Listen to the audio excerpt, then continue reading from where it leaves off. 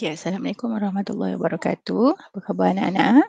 Okey, kita akan sambung pengajaran kita hari ini dengan memerihal ciri-ciri fungsi kuadratik. Okey, jadi sekarang ni sebelum ni kita dah ulang kaji macam mana uh, apa ciri-ciri yang utama bagi persamaan ataupun ungkapan kuadratik. Okey, yang pertama mestilah kuasa tertingginya adalah 2. Okey, jadi kita kata katalah persamaan dia macam ni. Jadi kuasa tertinggi ialah 2 tambah dengan Bx tambah C. Dan yang kedua ialah pemboleh ubah tu 1.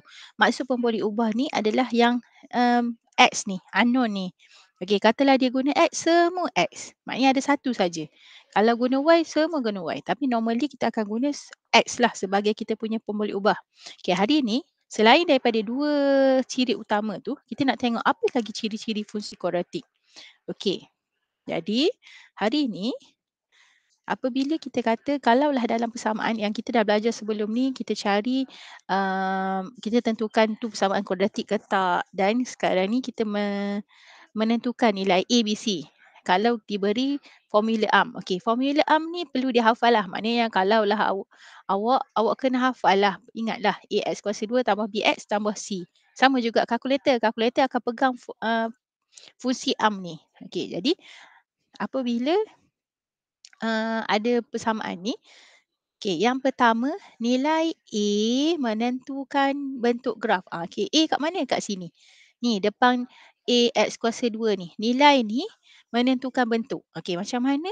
Kalaulah A tu lebih besar daripada kosong, contoh A lebih besar daripada kosong apa?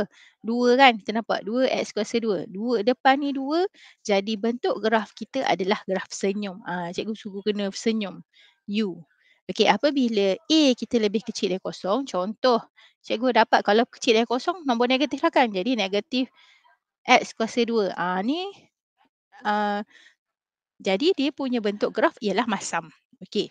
Jadi nilai A menentukan bentuk graf. Okey, seterusnya apabila kita telah membentuk graf senyum masam tadi, kita akan membentuk titik maksimum dan titik minimum. Titik maksimum apa? Max kan tinggi. Jadi apabila graf masam, kita akan dapat titik maksimum.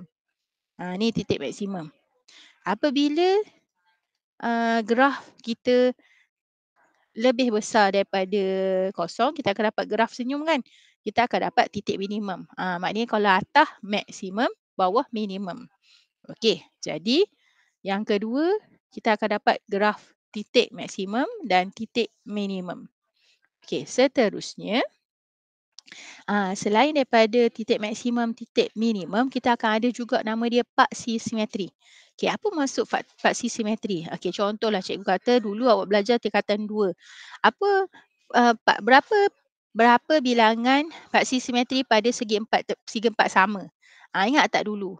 Kalau paksi simetri tu kalau kita lipat kertas tu dia akan dapat segi 4 segi 4 sama. Apa maksud paksi simetri? Ialah garis yang membahagi selari dengan paksi Y membahagi kepada 2 sama saiz dan bentuk. Maknanya katalah tadi kita dapat fungsi kuadratik kita ialah U. Okey. Jadi paksi simetri ni kita kata dia akan melalui titik maksimum atau titik maksimum. Contoh, ni cikgu kata tadi kita kata kita ada paksi simetri. Paksi simetri garis ni akan selari dengan paksi Y. Ni kan dia punya garis Y. Okey, selari dengan paksi Y dan dia akan melalui titik ni maksimum sorry, dan melalui titik minimum. Tu kita nama paksi simetri. Nampak seimbang kan? Sebab dia membahagi 2 bahagian sama saiz.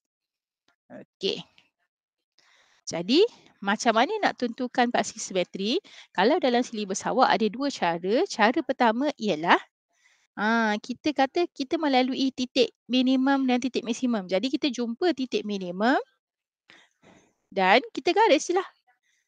Selari dengan paksi Y. Okey. Apabila kita panggil paksi simetri, persamaan paksi simetri akan ada bentuk persamaan macam ni. Okey, macam mana kita nak buat X? Persamaan ni, okey, cuba kita tengok.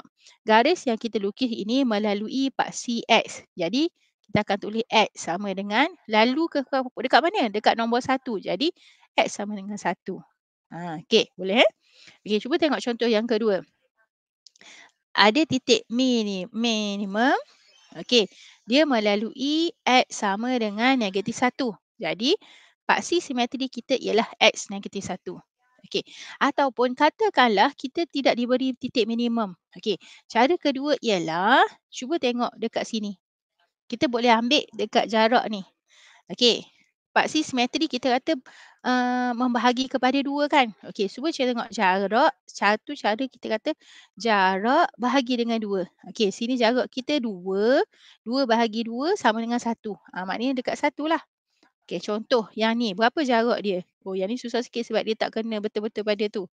Okey, tu in case titik minimum tidak diberi. Okey, next. Okey, ni kalau graf masam. Okey, kalau graf masam, okey, X kita akan dapat sama juga pada titik maksimum garis paksi yang selari dengan paksi Y dan kita akan dapat X sama dengan 1. Okey, tu cara yang pertama, dapat melalui titik minimum. Cara yang kedua ialah kita menggunakan formula. Ni formula ni. X sama dengan negatif B/2A. Yang ni tolong hafal. Okey, jadi macam mana nak buat? Okey, persamaan kuadratik kita boleh juga macam cikgu kata tadi. Kita boleh uh, cari tengah-tengah dia. Okey, macam mana nak cari tengah-tengah? Okey, ambil nilai X kita. Okey, nilai X kat sini kan. Ni nilai X, ni nilai X. Okey, kita tambah bahagi 2. Jadi -5 tambah 3 bahagi 2 dapat 1.